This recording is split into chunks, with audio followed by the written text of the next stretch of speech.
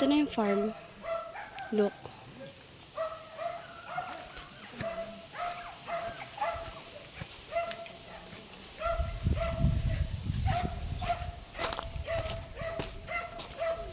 Tabi nga po. Oh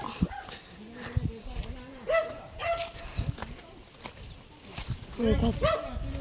Ang daming dog.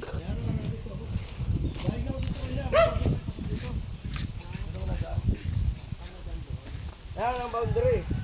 Diretso sa Miglaw. Ito daw yung boundary. Dito, crack din.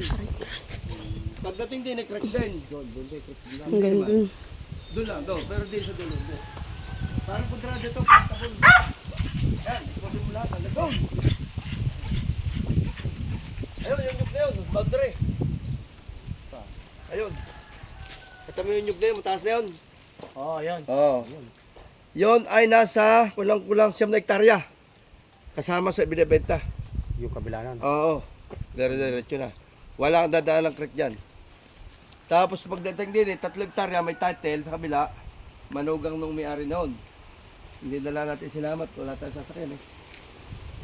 Ito yung amin. 4 hektarya ito. Ano, 3.5. Pero pag sinukat ito, tingin ko higit sa 4 hektarya eh. Basta Anong yung pila- naka-indicate doon. Oo, ikuha nyo na ito sa ano. Kasi yung sa may ilat, nakakakuha pa doon. Ay, wala naman. Pagti lang ano yan. Sinong araw malayo ang distansya. Malayo ang distansya.